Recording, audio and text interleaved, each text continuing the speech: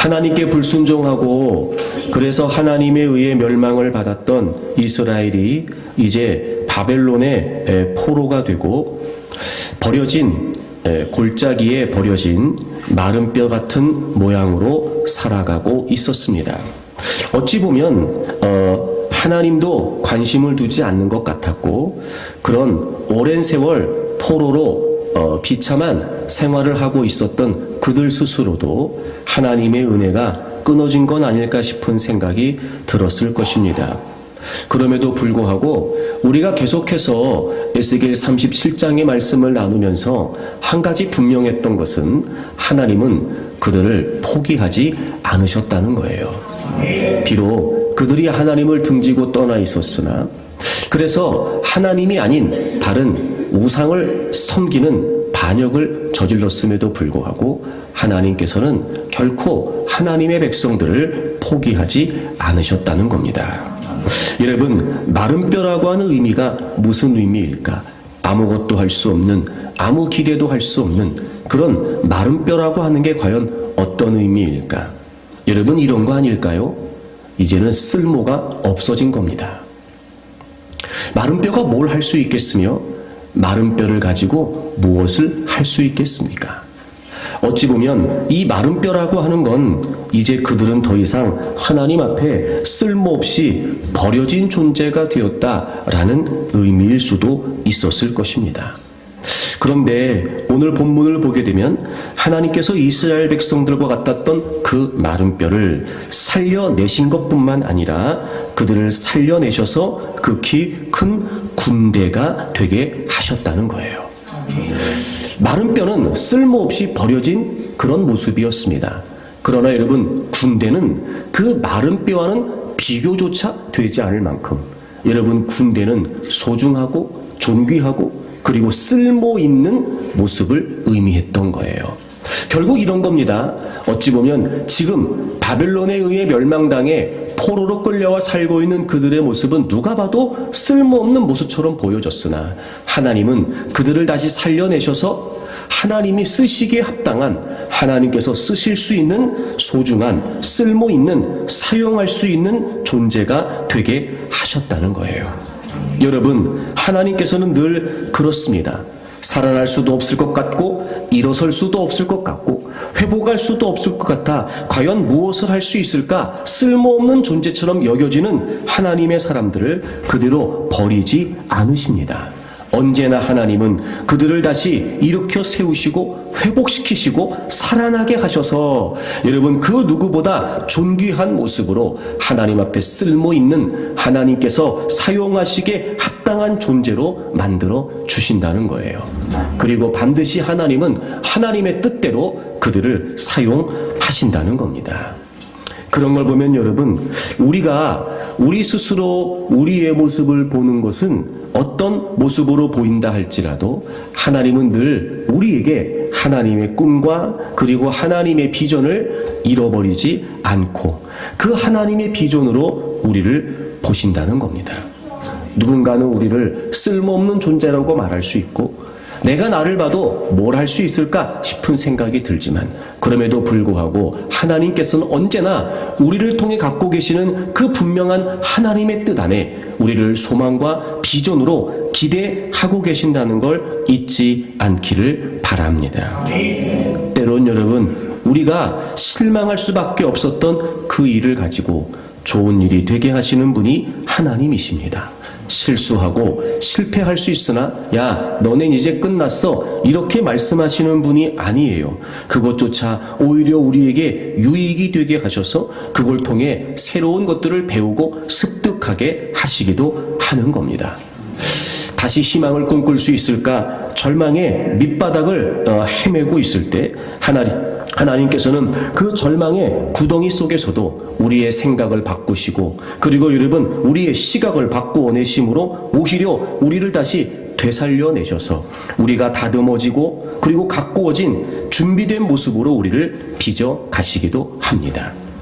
그러니 여러분, 하나님은 우리 모두를 쓸모있는 존귀한 소중한 하나님의 사람들로 가꾸어 내셔서 마침내 하나님이 기대하시는 바 하나님의 분명한 목적과 하나님의 선하신 뜻대로 우리를 사용하신다는 거예요.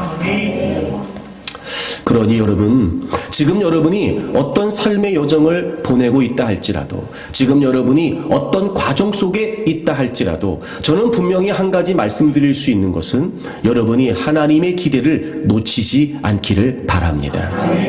그 자리에서도 분명히 하나님은 우리를 향하신 하나님의 비전을 품고 계시고, 하나님의 사람들을 끝까지 포기하지 않으시는 우리의 아버지께서는 반드시 우리의 삶을 다시 일으켜 세우셔서 하나님의 거룩한 뜻을 위해 군대처럼 하나님께서 능력 있게 사용해 주실 줄로 믿습니다. 그래서 하나님께서는 반드시 하나님의 사람들이 어떤 모습으로 있든지 간에 누가 봐도 쓸모없이 버려진 것처럼 여겨지더라도 반드시 하나님은 다시 살려내셔서 하나님의 거룩한 뜻을 위해 위대하게 사용하십니다. 그렇다면 여러분, 이스라엘 백성들이 이런 마른 뼈와 같은 과정을 거치는 것 도대체 무슨 의미일까? 그리고 결론적으로 하나님께서 이스라엘 백성들을 극히 큰 군대가 되게 하시고, 우리가 역사적으로 이미 증명된 바와 마찬가지로 이스라엘이 회복이 되고, 그리고 여러분, 그 이스라엘을 통해 예수 그리스도가 이 땅에 오셔서 하나님은 그 이스라엘을 선택하셨을 때의 목적을 분명히 그들을 통해 이루셨단 말이에요. 그럼에도 불구하고 지금 이들이 마른 뼈와 같은 시간을 보내야 되는 의미는 과연 어디에 있는 걸까? 다시 말해, 하나님은 하나님의 사람들을 사용하시되 그냥 사용한 것이 아니고요, 반드시 그 과정들을 통해 하나님은 우리에게 원하시는 바가 있다는 거죠. 하나님은 어떤 과정을 통해 하나님의 사람들을 살려내셔서 하나님의 뜻대로 과연 사용하시는 걸까? 지금 이스라엘 백성들이 마른 뼈 같은 시기를 보내는 이 내용을 통해 과연 우리가 그 과정을 겪으면서 어떤 하나님의 의도를 좀 발견해야 될까? 오늘 그 말씀 함께 나누려고 합니다. 여러분, 먼저 에스겔 37장은요, 사실 36장에 관한 36장의 내용이 이제 연속되는 거예요. 하나님께서 에스겔을 통해 36장에서 이스라엘 백성들을 회복하시겠다라고 하는 말씀을 하셨고, 그리고 그 회복에 대한 말씀을 이제 환상으로 에스겔에게 보여주시는 거거든요. 그러니까 이 36장의 말씀의 연속이고, 그리고 성취가 바로 이 37장의 내용이 될 겁니다. 하나님께서 그 이스라엘 백성들을 회복하신다라고 말씀하시면서 이런 내용이 그들에게 선포가 되고 있어요. 여러분, 36장을 좀 가보실까요? 에스겔 36장, 우리 24절, 25절을 좀 보겠습니다. 24절부터 보시면, 내가 너희를 여러 나라 가운데서 인도하여 내고 여러 민족 가운데서 모아 데리고 고국 땅에 들어간다는 거예요. 이제 이스라엘 백성들이 하나님 말씀을 어겼기 때문에 그들이 바벨론에 의해 멸망을 당하고 뿔뿔이 다 이제 흩어지게 됐어요. 근데 이제 그들을 다시 다 모으시겠다는 거예요. 그리고 다시 고국으로 이제 돌아오게 하시겠다는 거죠. 그러면서 하나님이 이렇게 말씀하세요. 우리 25절을 같이 읽겠습니다. 25절을 같이 읽습니다. 시작. 맑은 물을 너희에게 뿌려서 너희로 정결하게 하되 곧 너희 모든 더러운 것에서와 모든 우상 숭배에서 너희를 정결하게 할 것이며. 아멘. 그들을 회복하시겠다고 말씀하시면서 다시 다 뿔뿔이 흩어지던 그들을 다시 다 모아서 고국으로 돌아오게 하시겠다라고 말씀하시면서 하나님이 제일 먼저 그들에게 뭐라고 말씀하시냐면 그들을 정결하게 하신다는 거예요. 정결하게 하신다는 거예요. 여러분, 하나님께서 하나님의 사람들을 다시 회복하시는 과정에 마른 뼈 같은 상황을 두시는 가장 근본적인 이유가 뭐냐면 정결하게 하시는 거예요. 정결하게 하시는 거예요. 그러니까 다시 말하면 이런 겁니다. 하나님은 하나님의 사람들이 정결해지기를 원하세요. 아멘. 정결해진 하나님의 사람들을 쓰시기를 원하신단 말이에요.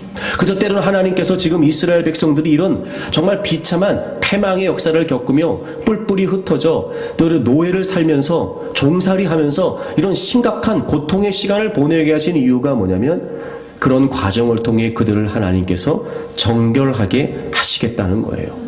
다시 말하면 지금 이스라엘 백성들이 근본적으로 해결해야 될 문제는 단순히 그들의 나라가 망했다, 그들이 지금 포로 생활을 하고 있다, 이게 아니라 하나님이 판단하셨을 때 그들의 문제는 죄가 문제였던 거예요. 여러분 36장 17절을 좀 보실까요? 하나님의 에스겔을 통해 이스라엘 백성들의 상태에 관해 이렇게 말씀하세요. 인자야, 이스라엘 족속이 그들의 고국 땅에 거주할 때에, 그러니까 나라가 망하기 전이에요, 그들의 행위로 그 땅을 더럽혔다는 거예요. 여러분, 이스라엘이 가나안을 차지했던 건 하나님의 약속 때문이었고 전적인 하나님의 은혜와 능력 때문이었어요. 여러분, 그 땅은 하나님이 주신 땅이었고 하나님이 허락하신 하나님의 기업이었어요. 근데 여러분, 그 땅을 그들의 행위로 더럽혔다는 거예요. 여러분, 그 땅이 더럽혀진 이유가 뭐지요? 그들의 행위 때문이었다는 거예요. 18절을 좀 보실까요? 그들이 땅 위에 피를 쏟았으며 그 우상들로 말미암아 자신들을 더럽혔어요. 여러분, 그들이 하나님 말씀대로 살지 않고 그 땅을 더럽혔던 것뿐만 아니라 우상을 섬기면서 자신들도 더럽혔어요. 그래서 여러분, 하나님이 말씀하시는 거예요. 내가 분노를 그들 위에 쏟겠다는 거예요. 그러니까 이스라엘 백성들이 지금 이런 마른 뼈, 골짜기에 버려진 마른 뼈 같은 상황을 보내게 됐던 이유가 뭐였냐면, 그들이 하나님의 말씀을 지키지 않고 그들이 우상을 섬김으로 말미암아 하나님의 땅을 더럽혔고 하나님 자신, 그들 자신, 하나님 백성이었던 그들 자신을 더럽혔기 때문이었다는 거예요. 그리고 심지어 여러분 20절에 보시게 되면 그들이 이른바 그 여러 나라에서 내 거룩한 이름이 그들로 말미암아 더러워졌나니, 여러분 하나님의 이름도 그들 때문에 더럽혀졌다는 거예요. 결국 그래서 여러분, 그들은 지금 이렇게 쓸모없는 마른 뼈와 같은 처지에 이르게 됐다는 거예요. 그들이 다 뿔뿔이 흩어지고 포로로 잡혀가고, 여러분 하나님께서 허락하신 그 땅을 누리지 못한 채 그들이 이런 비참한 지경에 이르게 된 이유가 뭐였냐? 바로 그들이 죄를 지었기 때문이었어요. 그래서 하나님의 땅이 더럽혀지고 하나님의 백성인 자신들을 더럽히고, 그리고 하나님의 이름도 그들 때문에 더러워졌다는 거예요. 여러분 보세요. 죄는 쓸모있는 우리를 쓸모없게 만들어버려요. 어차피 우리에겐 능력이 없었습니다. 어차피 우리에겐 가능성이 없었어요. 하나님은 우리가 자격이 있어서 할만해서가 아니라 전적인 하나님의 은혜로 선택하셔서 분명한 하나님의 목적을 가지고 우리를 쓰시기를 원하세요. 그런데 여러분, 해결되지 않은 우리의 죄의 문제는 그렇게 하나님이 우리를 사용하시기를 원하시는 쓸모있는 존재였던 우리가 쓸모없는 존재가 돼버린 거예요. 그들의 죄 때문에 하나님이 그들을 흩어러 놓으셨다는 거예요. 하나님께 불순종했던, 하나님을 경외하지 않고 우상을 섬겼던 바로 그들의 죄가 그들을 쓸모없는 존재가 돼버리게 한 거예요. 그래서 그들은 지금 바벨론이라고 하는 골짜기에 버려진 쓸모없는 마른 뼈가 돼버린 것이었습니다. 근데 하나님은 포기하지 않으세요. 다시 사용하시기를 원하시는 거죠. 그래서 제일 먼저 뭘 하시는 거예요? 그들을 죄에서부터 정결하게 하시겠다는 거예요. 그렇습니다, 여러분. 우리가 정말 하나님 앞에 쓰임받기를 원하고 하나님은 지금도 우리를 사용하시기를 원하시는데, 여러분 우리는 늘 모든 삶의 현장들을 통해 우리가 한 가지를 배워야 돼요. 하나님은 우리가 깨끗하기를 원하세요. 깨끗하기를 원하세요. 그래서 우리는 끊임없이 스스로 어떤 능력이나 어떤 기능이나 이런 걸 떠나서 내가 하나님 앞에 지금 정결한가? 내가 하나님 앞에 지금 깨끗한가? 그걸 살펴야 돼요. 때로는 그래서 하나님께서 그 부분을 깊이 있게, 때로는 여러분 그 부분을 뼈저리게 우리로 하여금 깨닫게 하시기 위해서 때로는 그런 골짜기와 같은 상황을 통과하게 하심으로 하나님 앞에 우리가 정결해지기를 원하시는 거예요. 여러분, 사실 죄에 관해 말하는 것이 점점 이제 부담스러운 시대가 돼버렸어요. 제가 왜 그런가 봤더니 정말 이 죄에 관해서 하나님이 말씀하시는 것이 무슨 의미인지를 오해하고 있기 때문은 아닌가 싶어요. 이런 겁니다, 여러분. 세상에서는요, 사람들끼리는요, 죄에 관해 언급하는 건 비판하고 비난하고 그 사람을 무너뜨리겠다라고 하는, 그 사람을 파괴하겠다라고 하는 그런 잘못된 의도예요. 하지만 여러분, 하나님께서 우리에게 죄에 관해 말씀하시는 것은 우리를 다시 살려내시기 위함이에요. 단순히 하나님이 죄에 관해 말씀하시면서 우리를 지적하시거나 우리를 비난하시기 위함일까? 아니요, 그렇지 않아요. 하나님께서 말씀하시는, 성경에서 우리에게 죄에 관해 말씀하시는 그 모든 내용들은 한결같이 동일한 하나님의 마음을 담습니다. 우리가 회개하면 그 어떤 죄를 저질렀다 하더라도 하나님이 우리를 용서해 주시겠다는 거예요. 깨끗하게 만드시겠다는 겁니다. 그러니 여러분, 성경이 우리에게 죄에 관해 말하고 정결해야 된다, 깨끗해진다라고 이야기하는 그 자체의 부담을 가질 필요가 없는 것은, 아하, 하나님이 지금 나를 깨끗하게 하셔서 하나님의 사람다운 모습으로 가꾸시려고 하는구나. 더 분명하게 표현하면, 죄 때문에 쓸모없어진 우리의 존재를, 그 죄를 용서해 주시고 그 죄로부터 정결케 하심으로 우리를 그 누구보다 아름답고 소중하게 존귀하게 사용하시기를 원하시는구나 라고 하는 주님의 마음을 우리가 정말 안다면, 오히려 말씀을 통해 하나님이 우리에게 죄를 깨닫게 하시고 우리가 미처 알고 있지 못했던 죄의 내용들을 알게 하심으로 스스로를 살피시게 하는 것은 여러분, 우리에게 복된 일이란 말이에요. 여러분, 여기 가정주부들이 많으시니까 제가 이렇게 얘기하면 금방 알아차리실 수 있을 거예요. 여러분, 소중하게 쓰는 그릇이 어떤 그릇이에요? 깨끗한 그릇이에요. 아무리 그 그릇이 비싸다고 해도 말입니다, 그 그릇이 지저분하면은요, 그 그릇을 쓰지 않아요. 근데 그 그릇을 써야 되면 어떻게 하고 쓰냔 말이에요. 깨끗하게 닦아서. 잘 안 닦일 때는 어떻게 해요, 여러분? 뜨거운 물에 확 담궈서 불려서. 그리고 여러분, 이왕이면 여러분, 세제를, 또 여러분, 그 수세미를, 또 여러분 좀 더 거칠거칠한 걸로 덕지덕지 여러분 오래된 때가 묻어 있다면 그 그릇을 쓰기 위해 여러분 조금 더 거칠은 그런 수세미를 사용해서 박박 닦는단 말이에요. 아니, 그렇게 비싼 그릇을 말입니까, 여러분? 그렇게 내가 소중히 여기는 그릇을 그 뜨거운 물에 담갔다가 그렇게 여러분 거칠은 수세미로 팍팍 닦아가면서 그렇게 왜 하냔 말이에요. 소중한 만큼 내가 소중하게 사용하고 싶으니까 깨끗하게 닦아서 쓰는 거란 말이에요. 그쵸, 여러분?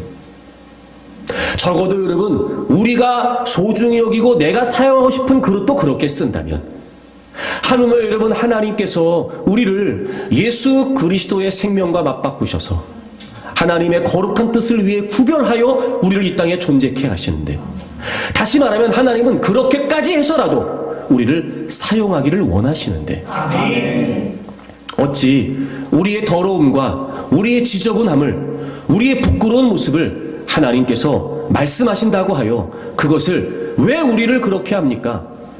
그건 그러면 안 됩니다. 내 상황을 모르십니까? 내 형편을 모르십니까? 라고 이야기한다는 건 정말 주님의 마음을 모르는 거예요. 여러분, 주님의 마음은 우리를 위해 예수 그리스도를 십자가에 못 박으실 때부터 한결같으셨습니다. 우리를 살리시기를 원하시는 거고, 우리를 소중하고 고귀하고 아름다운 존재가 되게 하셔서 사용하시기를 원하시는 거예요. 그만큼 하나님은 우리를 사랑하신다는 거예요. 여러분, 에스겔 18장을 좀 찾아보실까요? 에스겔 18장 31절부터 보시면 하나님의 마음이, 하나님의 심정이 잘 담겨져 있는 내용이 나오는데요. 에스겔 18장 31절을 보세요. 너희는 너희가 범한 모든 죄악을 버리고 마음과 영을 새롭게 할지어다. 이스라엘 족속아, 너희가 어찌하여 죽고자 하느냐, 이렇게 돼 있어요. 여러분, 이런 거예요. 하나님은 이스라엘 백성들이 살기를 원하세요. 살기를 원하세요. 그래서 너희가 범한 모든 죄악을 버리고 돌아오라는 거예요. 그러면 마음과 영이 우리의 존재가 어떻게 된다고요? 새로워진다고요. 근데 왜 너희들이 죄를 버리지 않고 왜 돌아오지 않냐는 거예요. 왜 너희들 죽을 길로 가냐는 거예요. 제발 살 길을 택하라는 거예요. 여러분, 하나님은 이런 분이세요. 32절을 보시면요, 주 여호와의 말씀이니라. 죽을 자가 죽는 것도 내가 기뻐하지 아니하노니 너희는 스스로 돌이키고 살지니라. 여러분, 죽을 자가 마땅히 죽는 것, 그것도 하나님은 원하지 않으신대요. 여러분, 우리를 향하신 하나님의 마음이 이래요. 그러니까 그들의 죄 때문에 멸망을 당하고 그들의 죄 때문에 심판을 당하는데요, 하나님은 그것도 원하지 않으신대요. 그래서 우리가 어떻게 해서든지 돌이키고 하나님께로 오게 되면 그럼 우리가 살 수 있다는 거예요. 그럼 여러분, 이 말씀을 보게 되면 하나님께서 우리에게 죄에 관해 말씀하시는 건 그 죄 때문에 다 죽으라는 거예요? 아니죠. 돌이키고 회개하고 살 길을 선택하라는 거예요. 근데 여러분, 재밌는 사실은요, 오늘 본문을 보게 되면 이런 거예요. 자, 우리를 향하신 하나님의 마음은요, 우리가 살기를 원하시는 거예요. 우리를 향하신 하나님 마음은 뭐냐면요, 우리가 살기를 원하세요. 그래서 하나님은, 야, 난 너희들이 살면 좋겠어. 난 죽을 자가 죽는 것도 원하지 않는다. 제발 좀 너네들 살 길을 좀 선택해라 라고 이렇게 말씀하는 거예요. 왜 너네 죽으려고 그래? 이렇게 말씀하시는 거예요. 근데 그 살 길이 어떻게 열리는지 아세요? 우리가 스스로 돌이키는 거예요. 이런 겁니다. 하나님이 죄에 관해 말씀하시는 이유가 뭐냐면, 내가 죄인이라고 하는 사실을 인정하고 깨닫고, 하나님, 제가 잘못했습니다, 이렇게 스스로 돌이키기를 원하시는 거예요. 하나님의 마음은 뭐냐면, 우리에게 죄를 알려주시고 살 수 있는 기회를 주시는 거예요. 만약에 우리가 죄라는 걸 몰라요. 그리고 그냥 죄를 짓고 살아요. 그럼 결과가 뭐겠어요? 멸망이죠. 죽는 거예요. 근데 하나님은 우리가 살기를 원하세요. 그래서 하나님은 우리에게, 야, 이건 죄야 라고 말씀해 주시는 거예요. 그럼 우리는 그걸 깨닫고, 아이고, 큰일 날 뻔했네. 이걸 몰랐네, 내가 이걸. 내가 모르고 내가 이랬어요, 하나님. 하나님, 제가 아는데도 제가 어쩔 수 없이 이랬는데, 난 잊고 살았는데, 아이고, 하나님도 이렇게 알려주시네요. 그리고 스스로 돌이키면 어떻게 되는 거예요? 사는 거예요. 그럼 오히려 여러분, 하나님이 우리에게 죄에 관해 말씀해 주시는 건 감사한 일이에요. 그래서 우리를 향하신 하나님의 마음은 뭐냐면요, 우리가 하나님께서 죄에 관해 말씀하실 때, 깨닫게 하실 때 그걸 인정하고 하나님, 제가 죄인입니다 인정하고 스스로 돌이키기를 원하세요. 그러니까 하나님은 우리에게 말씀해 주시면, 하나님은 우리에게 살 수 있는 기회를 주시면, 하나님은 우리를 얼마든지 용서하실 수 있는 사랑과 아량과 은혜와 긍휼로 준비하고 계실 때 선택을 누가 하는 거예요? 내가 하는 거예요. 죽을 길에 있었던 사람들이 살 길이 열리는 것도 내가 선택하는 거예요. 그래서 하나님은 우리에게 말씀을 통해 우리가 그릇된 모습으로 살아갈 때 알게 하시는 거예요. 그렇게 우리를 깨끗하게 하셔서 정말 소중한 하나님의 뜻을 위해 쓸모없는 우리의 존재가 아닌 하나님 앞에 쓸모있는 존재로 살아가기를 원하시는 거예요. 그런데 이게 제가 보니까 왜 회개가 어려운가 봤더니요, 스스로 죄인이라고 말은 하지만 정말 죄인인지를 인식하나? 이게 궁금해요. 그러니까 이런 거예요. 죄를 고백은 하는데 내가 얼마만한 죄인인지를 제대로 깨닫고 있는 건가 싶은 생각이 들어요. 여러분, 이런 거예요. 용서를 구할 때 정말 진지하게 용서를 구한다는 건요, 내가 얼마나 큰 잘못을 했는지를 깨달아야 용서가 진지하게 구해져요. 여러분 왜 그럴 때 있잖아요. 나는 그 사람이 그 일을 한 것 때문에 지금 무지 화가 났는데 그 사람의 사과가 내 성에 안 차는 거예요. 나는 지금 이것 때문에 지금 며칠 밤을 못 자고 지금 막 내 속에서 지금 막 부글부글 끓고 마음이 지금 내가 막 어떻게 하지를 못하겠는데 아니 저렇게 쉽게 저렇게 아무것도 아닌 것처럼 사과를 해? 이럴 때 있잖아요, 여러분. 그럼 우리가 무슨 생각 들어요? 무슨 얘기예요? 아휴, 저거 지가 뭘 잘못했는지도 모르네, 저거. 그래요, 안 그래요, 여러분? 그런 것처럼. 언젠가부터 우리가 죄에 관해 이야기하고 회개에 관해 이야기를 하면서 너무 이게 하나님 앞에서조차 형식적이 돼버린 거예요. 진지함을 잃어버리는 거예요. 왜 그러냐면 내가 얼마나 큰 잘못을 저질렀는지, 내가 한 행위들이 하나님 앞에 얼마나 큰 죄인지를 우리가 인식하지 못하는 거예요. 여러분, 그만큼 우리가 지금 무뎌져 있어요. 무뎌져 있어요. 그래서 회개가 회개다워지려면 예수 그리스도가 분명해야 돼요. 여러분, 요한 1서를 좀 찾아보실까요? 먼저 1장 우리 7절부터 좀 볼까요? 여기서 그는 예수님이에요. 그가 빛 가운데 계신 것 같이 우리도 빛 가운데 행하면 우리가 서로 사귐이 있고 그 아들 예수의 피가 우리를 모든 죄에서 깨끗하게 하신대요. 여러분, 회개에 관해 이야기하면서 우리가 정결케 되는 것에 관해 이야기하면서 우리가 너무나 잘 알고 있는 즉 예수님의 보혈로 우리가 용서를 받고 예수님의 보혈로 우리가 용서를 받을 수 있다는 거 너무 당연한 이야기를 해요. 근데 그 앞에 뭘 전제하고 있냐면 우리가 서로 사귐이 있고, 그러니까 예수님과 서로 사귐이 있고 예수님과 서로 교제가 있고 그 아들 예수의 피가 우리를 모든 죄에서 깨끗하게 하신대요. 여러분, 이게 무슨 의미일까요? 자, 예수님은 빛 가운데 계세요.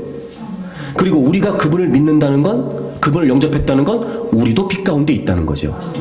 그러니까 예수 그리스도가 아니면 우리는 빛을 맛볼 수가 없어요. 왜냐하면 우리는 죄와 사망의 권세 가운데 흑암 속에 있었거든요. 죄 가운데 있었어요. 근데 예수 그리스도를 믿음으로 말미암아 우리가 빛으로 나오게 된 거란 말이에요. 그러니까 예수 그리스도가 아니면 우린 빛을 경험할 수가 없는 존재들이었어요. 근데 예수님은 빛 가운데 계시고 우리가 그분을 믿음으로 말미암아 이제 우리는 빛 가운데서 그분과 사귐이 있게 됐어요. 그런데 우리는 여전히 죄성을 갖고 있죠. 그래서 죄를 지으면 빛이 분명하기 때문에 어둠이 드러나게 되는 거예요.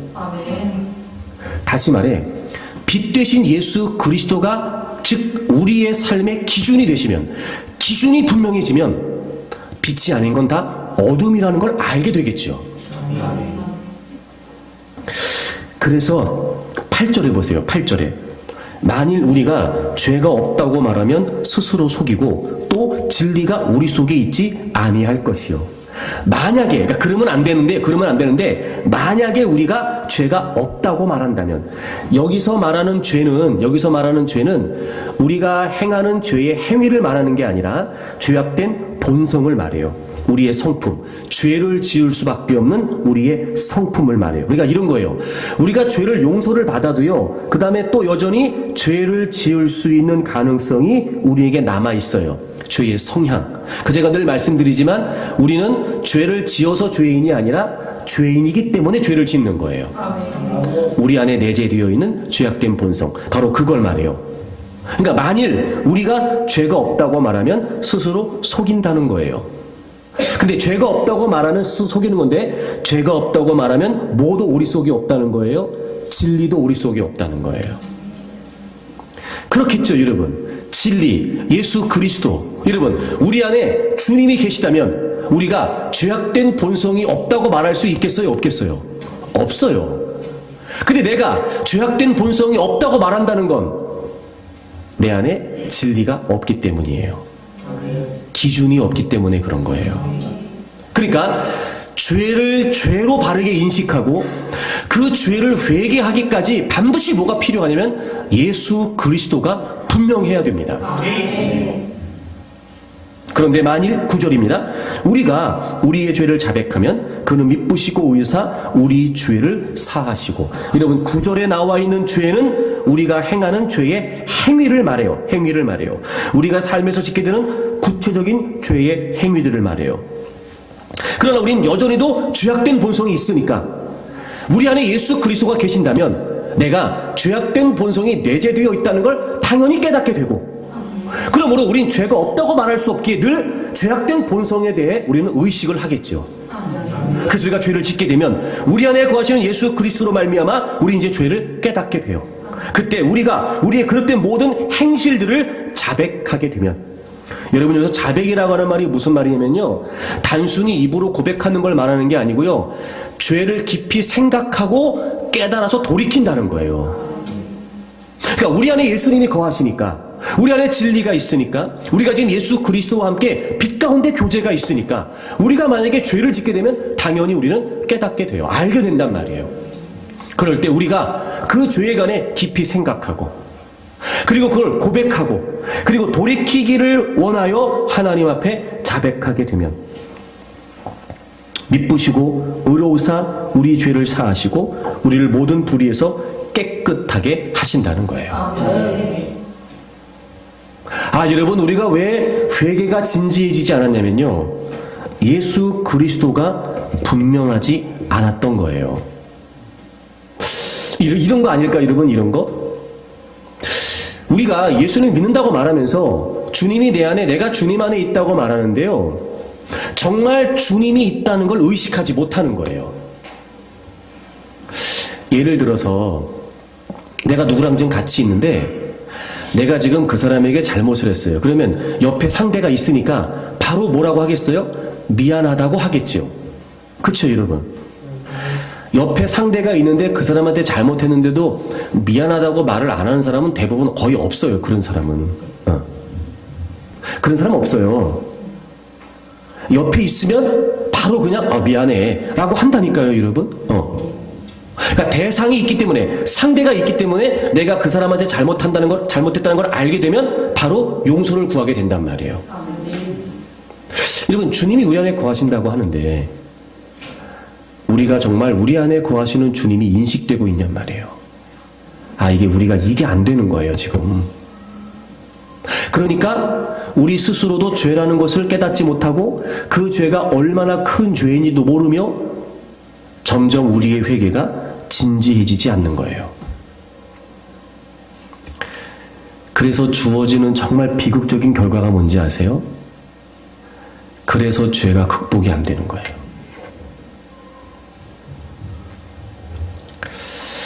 여러분, 죄는요, 노력해서 이기는 게 아니고요, 회개해서 이기는 거예요. 왜 하나님이 우리에게 회개하라고 말씀하시냐면 우리를 살리시기 위함이고요. 왜 하나님이 우리에게 회개하라고 말씀하시냐면 그 회개가 죄를 이기는 능력이 되기 때문에 그래요. 여러분, 요한일서 5장을 좀 가보실래요?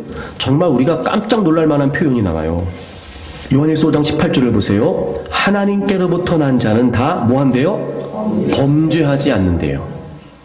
왜냐하면 하나님께로부터 나신 자가 그를 지키심에 악한 자가 그를 만지지도 못한대요. 주님이 우리를 지키시고 악한 자가 우리를 만지지 못하게 하신대요. 여러분, 이런 거예요. 어떻게 우리가 죄를 짓지 않을 수 있을까? 여러분, 우리는 이 육적인 생명을 다 마칠 때까지 죄악된 본성이 없어지지 않아요. 그러니까 본성이죠. 근데 어떻게 성경이 범죄하지 않는다라고 이렇게 말할 수 있을까? 그러니까 이 말은 무슨 말이냐면 우리 안에 주님이 거하시고 그분이 우리를 지키시고 그분이 우리를 도우심으로 말미암아 우리가 죄를 이길 수 있다는 거예요. 근데 우리 안에 예수님이 거하신 게 분명하면 우리는 당연히 날마다 그분 앞에서 회개하려고 하겠죠. 그분 때문에 죄를 깨닫게 되고 그분이 우리를 용서하신다는 사실을 알기 때문에 우리는 그분에게 늘 회개하게 돼요. 여러분, 회개라고 하는 건 단순히 교리적인 측면이 아니에요. 회개는 관계적인 측면이란 말이에요. 주님이 내 안에 거하시고 내가 주님 안에 거해요.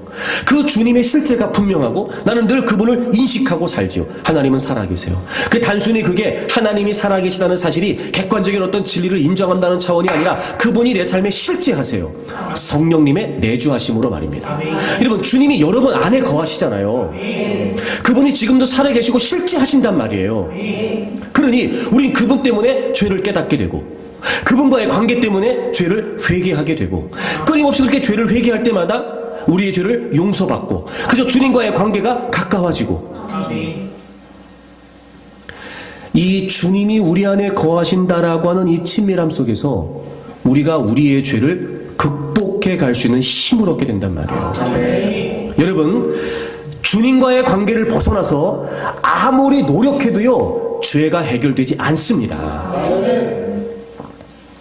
가장 첫째 우리가 뭘 해야 되냐면 주님이 우리 안에 거하신다는 거예요. 그러니까 주님을 인식해야 우리가 죄를 이길 수 있어요.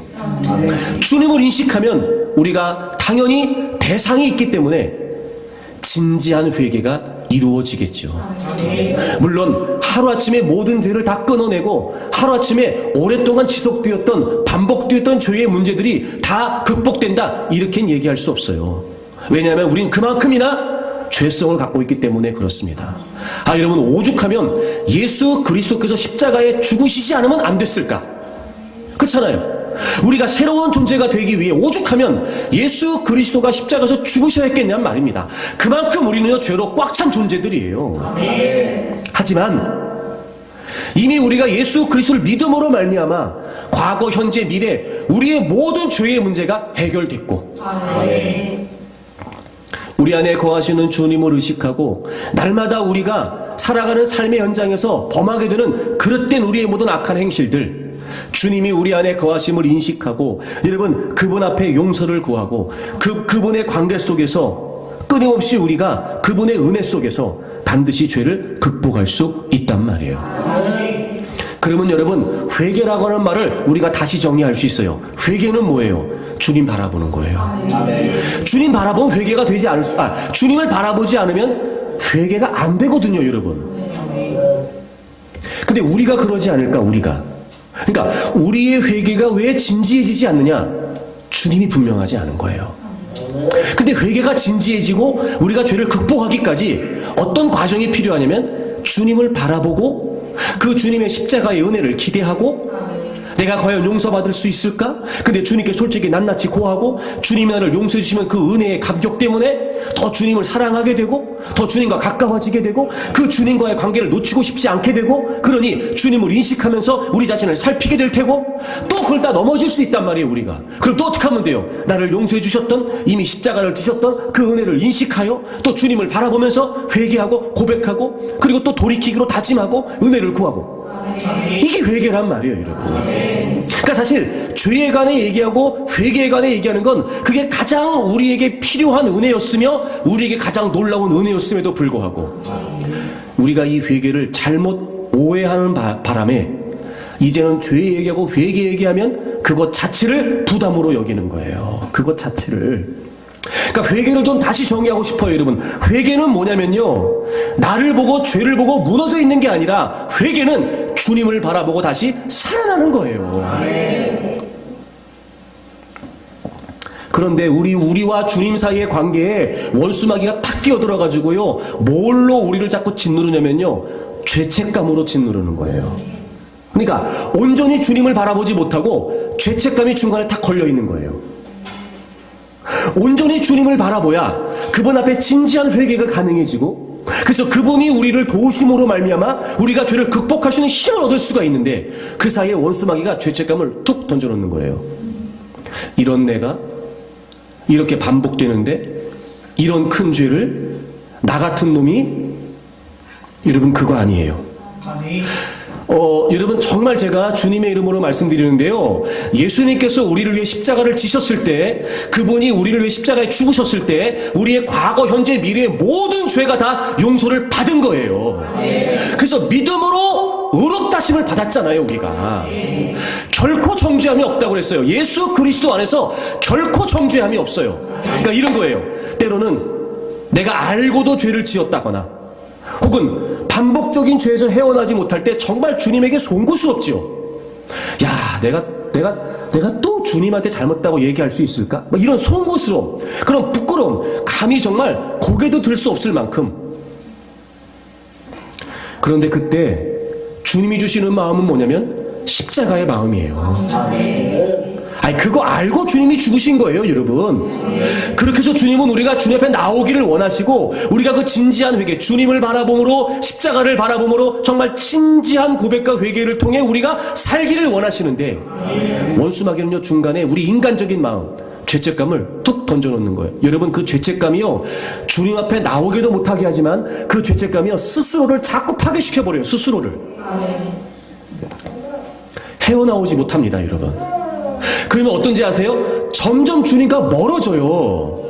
어쩔 수 없이라도 예배 자리에 나오고 때로는 형식적으로라도 찬양을 부르고 기도할지 모르지만 그 죄책감이 우리를 짓누르고 있는 한 진정한 은혜 안에 들어갈 수가 없단 말이에요. 여러분, 이게 얼마나 심각해요. 그게 우리를 죽이는 거라니까, 여러분. 그러니 여러분, 마음 놓고 죄를 지어라 이 얘기가 아니라 단순히 그냥 죄를 짓고 꿍치고 있는 우리를 편안하게 하기 위해서가 아니라 복음의 진리가 그렇다고요. 복음의 진리가 과거, 현재, 미래 우리의 모든 죄를 예수 그리스도께서 담당해 주셔서 예수 그리스도를 믿는 믿음이라면 결코 정죄함이 없단 말입니다. 그러니 주저하지 마세요. 두려워하지 말고요. 불안해하지 마세요. 그 어떤 것으로도 여러분이 진지하게 주님 앞에 나와 여러분의 죄를 자백하고 통회하고 회개하고, 때로는 여러분 성령님이 우리에게 그런 마음 주신단 말이에요. 이거 내가 잘못했네. 나 정말 주님께 회개, 이런 마음 주신단 말이에요. 그럴 때 주저없이 하나님 앞에 나와서 주님을 바라보고 주님의 십자가를 의지하고 여러분의 죄를 진지하게 고백하세요. 진지하게. 그러면요, 우리를 모든 불의에서 깨끗게 하시겠다고 약속하신 주님께서 죄를 이길 수 있는 힘을 더해 주신단 말이에요. 회개는 주님을 바라보는 거예요. 그러니 여러분, 죄보다 더 무서운 게 뭐겠습니까? 회개하지 않는 거예요. 그러니까 원수마귀가 우리를 그렇게 끌고 가는 거예요. 여러분, 주님 앞에 죄를 짓는 것보다 더 무서운 건 회개하지 않는 거예요. 그러니 원수마귀는 끊임없이 우리를 스스로의 모습에 내가 저지른 그 죄라고 하는 행위 그 자체에 매이게 만들어요. 그러니까 원수마귀가 노리는 게 뭐냐면 그 죄를 지었을 때, 죄를 깨달았을 때 우리가 주님의 십자가를 온전히 바라보지 못하게 하는 거예요. 이거 정말 무서운 일이에요. 괜찮습니다, 여러분. 여러분, 예수님이 우리를 위해 십자가에 죽으셨을 때, 그래서 우리가 예수님, 내가 주님 믿습니다라고 말할 때 주님이 이제부터 너네들은 죄를 한 개도 안 지을 거야, 이렇게 하실까, 여러분? 주님이? 그러실 리가 없어요. 제가 늘 얘기했잖아요. 기본적으로 하나님은 우리에 대한 마음이 사랑이시라니까요. 우리가 어떤 큰 죄를 지었어도요, 하나님의 용서는 그보다 더 크다고요, 여러분.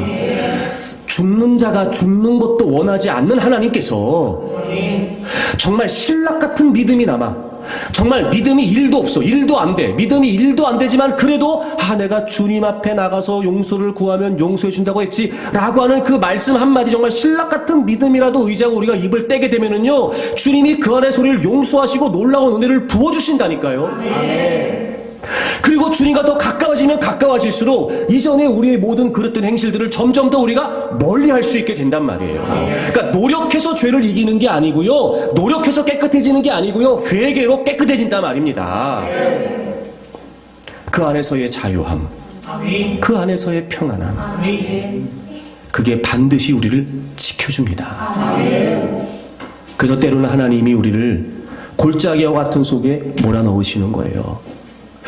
여러분, 그런 거잖아요. 왜? 여러분 혹시 그럴 때 많이 있으시겠지만, 왜 막 분주하고 바쁠 때는 막 몰라요, 정석세는. 그런데요, 예를 들어 몸이 좀 피곤하거나 힘들어서 어쩔 수 없이라도 하루 그냥 누워있어 되면은요, 그동안 내가 생각하지 못했던 나를 자꾸 생각하게 되는 거예요.